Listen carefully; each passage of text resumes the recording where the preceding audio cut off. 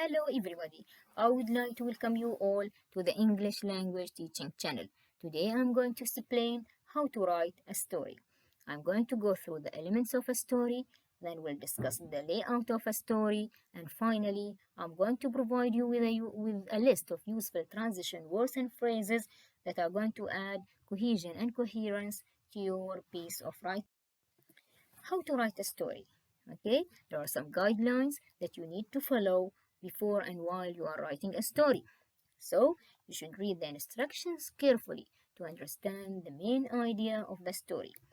Okay, you should also think of the different elements of the story.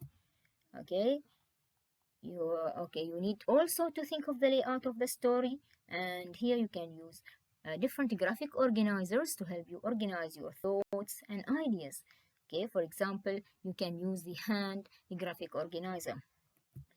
Okay, you can think of the different you should think of the different events of the story as well. What happened in your story? In addition, you need to bear in mind the different tenses that you will use while you are writing your story. And finally, you should describe the events in a lively and interesting way to attract the reader's attention.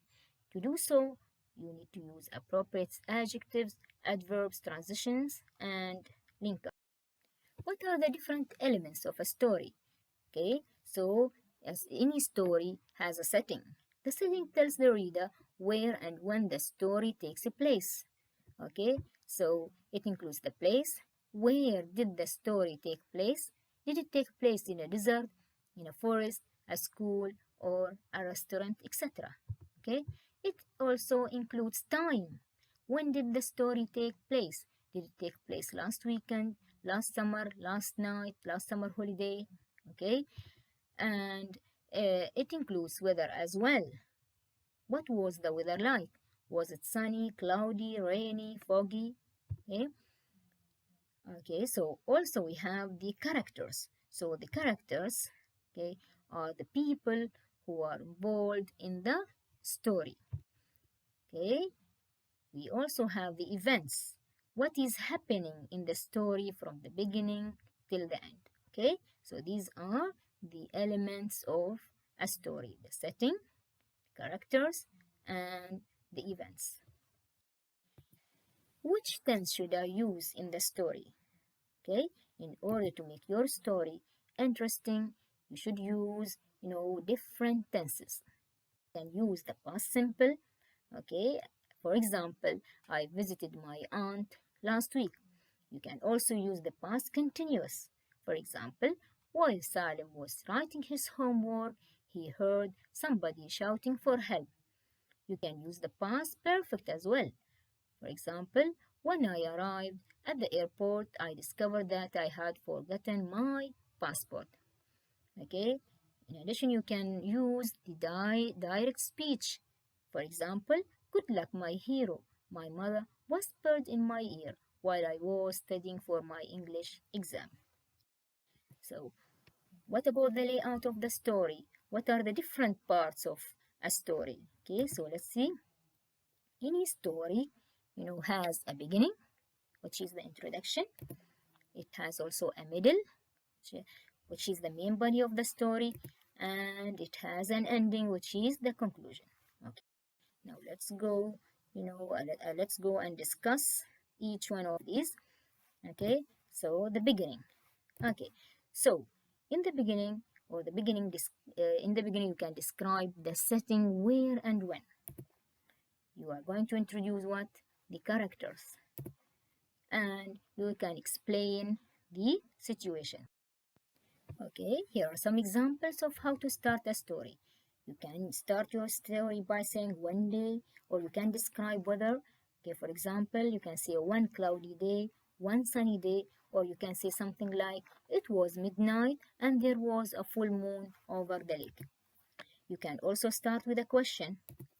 Okay, for example, how have you ever donated money to? Or have you ever had a bad day? You can start with a statement as well. Sarah was a lucky girl, and then you can carry on talking about Sarah and how lucky she was. Okay, another example here, Ahmed was a hard-working man. Okay, here are some more examples. You can start with a description of a place, okay, and you can also use direct speech. For example, hurry or you will be late. Called my mother from the living room. Okay, the middle of the story here. In the middle, you can describe the events or what happened. You can use direct speech and a variety of adjectives and adverbs to make the story more interesting. You can use transition words that show time and order. For example, suddenly, as soon as, before, after, meanwhile, then, etc. Okay, so we'll go to the ending. Okay, and here you are going to explain how the story ends. We'll describe what happened to characters and how problems get solved. Can add a reflection sentence or a closing sentence. You can refer here to people's feelings and reactions.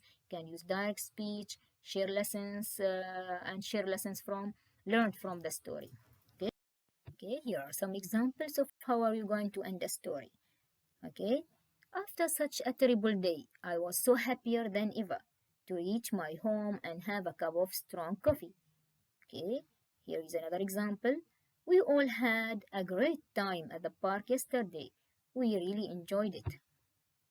It was so easy, Ali said happily. Okay, another example is at the end, Umar was awarded a medal for his great work and his parents were proud of him. Okay,